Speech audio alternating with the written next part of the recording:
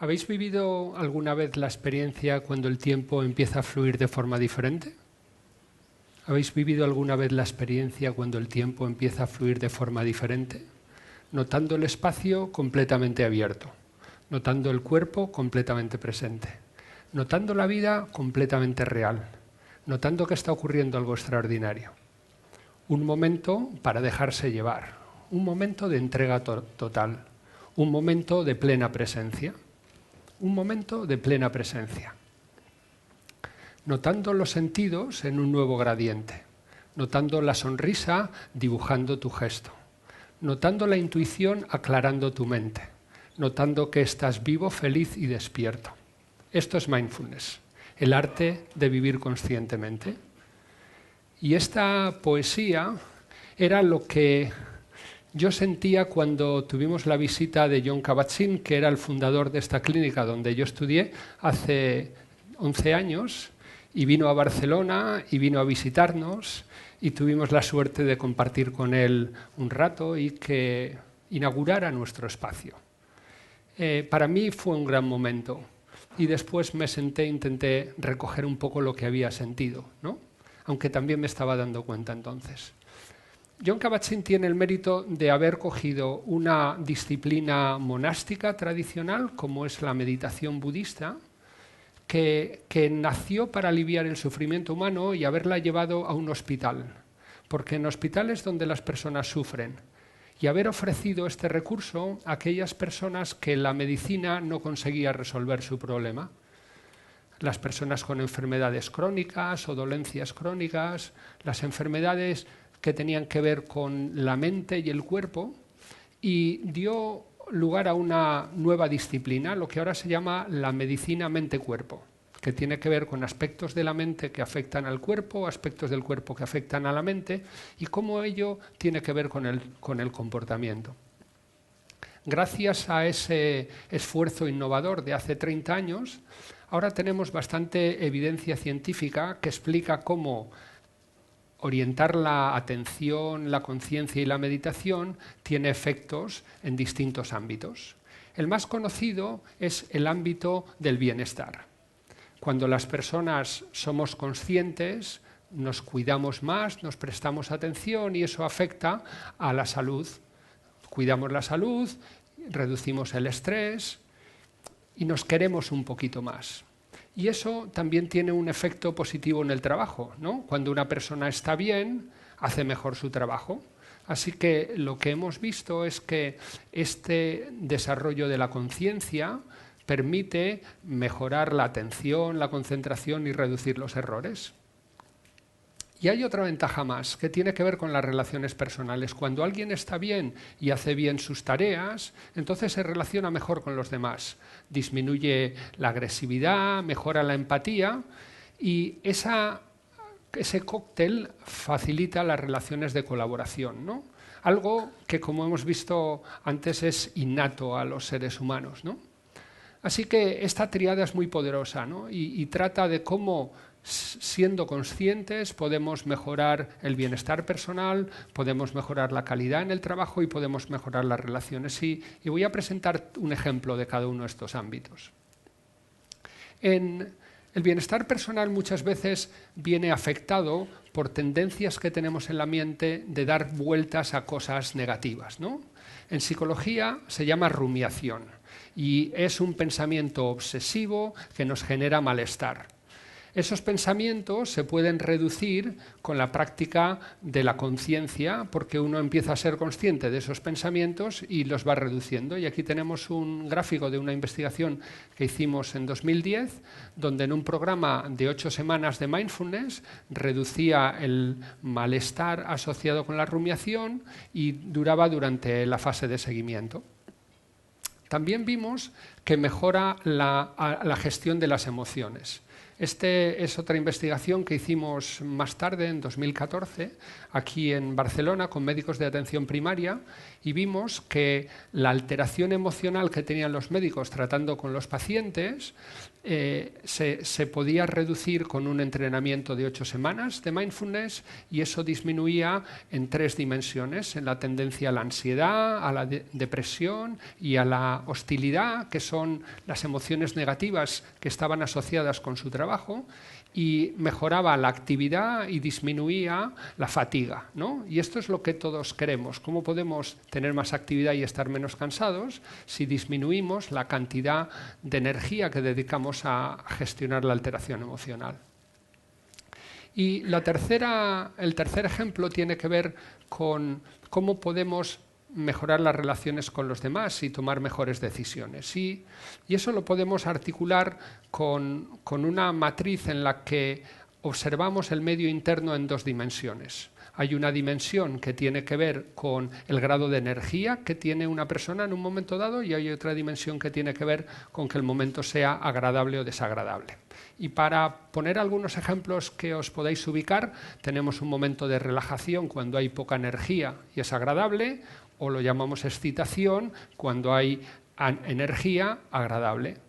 Cuando hay energía y es desagradable, puede ser un momento de ansiedad o puede ser un momento de frustración o de enfado. Y cuando tenemos un momento de poca energía desagradable, entonces lo llamamos aburrimiento.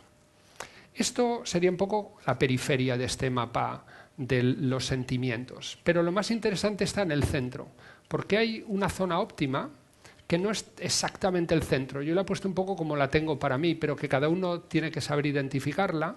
Y en esa zona es donde tomamos las mejores decisiones. En esa zona es donde escuchamos mejor a nuestros hijos, donde tenemos mejor relación con la pareja, donde podemos funcionar en un equipo, ¿vale? Donde se despliega la mejor versión de uno mismo. No demasiado excitado, no demasiado relajado, no demasiado aburrido, no demasiado ansioso o irritado. Entonces, la clave está en, primero, darse cuenta cuál es el medio interno y contar con recursos para poder recuperar la zona cuando hay acontecimientos o situaciones en la vida que a uno le sacan de esa zona. Y un gran recurso para ello es la práctica de mindfulness. Mindfulness, quizá algunos conocéis la palabra en inglés porque es una palabra que se usa normalmente, pero me gusta más cómo se expresa en chino, que tiene que ver con 2 ideas, la idea de presencia y la idea de corazón. Corazón como la parte afectiva de la mente, ¿no? En chino dirían que mindfulness, conciencia plena en castellano, es cuando una persona está presente de corazón, está viviendo un momento al 100%. Y eso es fácil de decir, pero requiere un poco de entrenamiento. Y el entrenamiento tiene 3 habilidades que tenemos que ensayar. La primera tiene que ver con tener una intención. El cerebro humano tiene esta tendencia a dispersarse, a ir de una idea a la otra fácilmente, con lo cual tenemos que cultivar una intención de estar más presentes, de estar más conectados con lo que ocurre en la realidad momento a momento, no dejarnos ir demasiado hacia cuestiones del futuro y del pasado. La segunda tiene que ver con cultivar una actitud de amabilidad ante la vida y amabilidad ante uno mismo. Muchas veces nos enfrentamos con la realidad, ¿no? Y creemos que luchando con la realidad se puede cambiar. En realidad las cosas que ocurren ya están ocurriendo. Y es más fácil adaptarnos a lo que hay y de esa forma establecer una relación que nos permita quizá cambiar las cosas del futuro. Así que tenemos el componente intención y amabilidad, y luego viene lo más importante, que es conectar con la experiencia. La experiencia en el cuerpo y la experiencia de estar presente. En realidad lo que nos ayuda a estar presentes es recordar el cuerpo y sentir el cuerpo. Y eso se facilita mucho con la práctica. Así que, si os parece, vamos a hacer ahora una pequeña práctica. Yo no voy a proyectar nada, así que os invito a que llevéis la visión hacia el interior, que cerréis los ojos un momento y que busquéis una postura que os dé una sensación de dignidad, de estabilidad, la postura que sea. Y con la visión interior, fijaros en esa postura. Fijaros qué se siente habitando un cuerpo humano.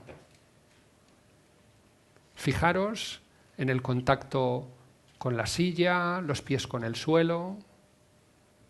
Fijaros ¿Cuál es la experiencia en el pecho, en los hombros, en la cara? Fijaros cuál es el efecto de dibujar una ligera sonrisa en la cara. Si simplemente el cambiar el gesto con una sonrisa cambia la experiencia. Y luego vamos a llevar la atención a un proceso maravilloso que tenemos que se llama la respiración. Y fijaros cómo fluye la respiración por el cuerpo. Cómo hay una entrada de aire que llamamos inspiración, un momento que parece que da la vuelta y otro momento que llamamos exhalación. Y cómo este proceso implica al cuerpo, pero también tiene un efecto en la mente. Intentar poner la atención en la respiración, en algún sitio que lo podáis seguir bien, en las fosas nasales o en el movimiento del abdomen, acompañando con la atención a la respiración, como si en este momento fuera lo más importante, como si la vida dependiera de ello.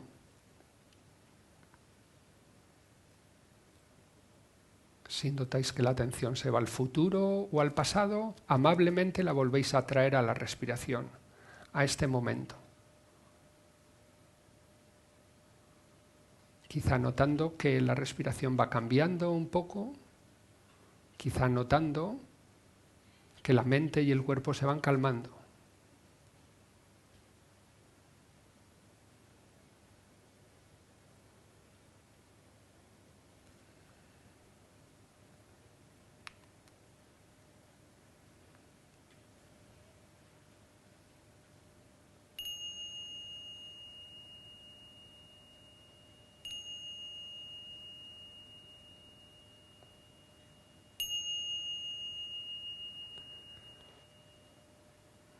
Y podéis ir abriendo los ojos y simplemente notar cuál ha sido el efecto de estos minutos de atención en la respiración. Y os daréis cuenta que cuando practicamos ejercicios que nos conectan con el momento presente, aparece una especie de bienestar interno natural, ¿no? Una tranquilidad, una relajación, ¿no? Es como que el cuerpo recupera un poco esa armonía.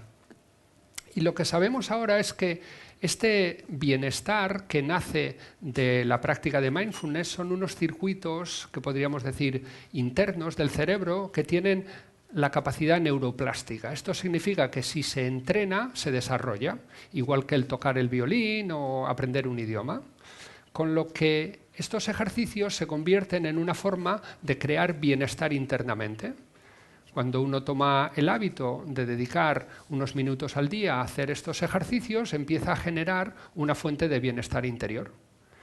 Y esta fuente de bienestar interior, además, afecta a otros motores del bienestar interiores que tenemos. Y otro es la resiliencia. La resiliencia es la capacidad de vivir en la adversidad, de funcionar en la adversidad e incluso de crecer en la adversidad, ¿no? Para poder ser resiliente necesitamos ser conscientes, ¿no? La adversidad en sí misma puede echar abajo a una persona, pero cuando ponemos conciencia y ponemos recursos para manejarnos, entonces empezamos a desarrollar mecanismos naturales de resiliencia, como hemos visto en el ejemplo de los médicos, regular las emociones negativas, manejar la depresión, la ansiedad y la hostilidad que tienen que ver con la profesión. Y esto también hace que aparezca la generosidad y la amabilidad de forma natural, porque cuando estamos más tranquilos estamos en una situación de mayor agradecimiento, nos molestan menos las cosas, nos preocupamos más por los demás y somos más generosos. La amabilidad y la generosidad es otro de los motores del bienestar. Somos animales sociales y aquellas prácticas que hacen bien a los demás nos hacen sentirnos bien. Y esto tiene que ver con el último motor del bienestar, que es el talante. Cuando somos optimistas, vemos retos, vemos oportunidades, nos fijamos en las cosas buenas que hay en la vida, entonces también estamos poniendo en marcha estos motores del bienestar, ¿no? Y veis que están relacionados los unos con los otros. Cuando una persona es más consciente, También empieza a desarrollar de forma natural esta amabilidad, mejora el talante porque se da cuenta que no tiene sentido estar quejándose todo el tiempo de unas cosas y otras que no se pueden cambiar, ¿no? Se da cuenta de que las relaciones humanas son más enriquecedoras cuando hablamos de las cosas que nos conectan y no de lo que nos desconectan, cuando nos cuidamos en vez de nos fastidiamos. Entonces esto empieza a generar una forma diferente de vivir, ¿no? Y no es una cosa nueva, ya lo sabían los antiguos, ¿no? Michel de Montaigne, que es un filósofo conocido, francés, escribió esta poesía que dice: cuando bailo, bailo, cuando duermo, duermo, y cuando camino por un bosque, si mi pensamiento se distrae hacia asuntos distantes, que es lo que llamamos mindfulness, lo conduzco de nuevo al camino, a la belleza de mi soledad. Él practicaba mindfulness a su manera. Y esta idea ha sido ahora retomada por una marca de automóviles que ha hecho un anuncio muy interesante que está rodado precisamente aquí en Barcelona y que vamos a ver ahora. Cuando trabajes, trabaja.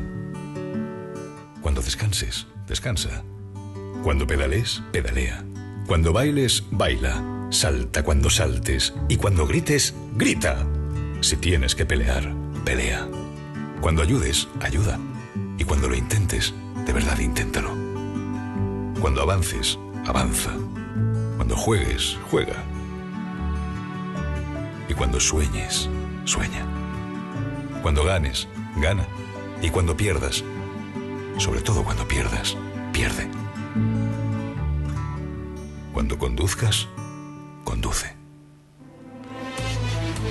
Me parece genial que una marca de coches de éxito, ¿no?, haga un anuncio sobre cuando pierdes, pierde, ¿no?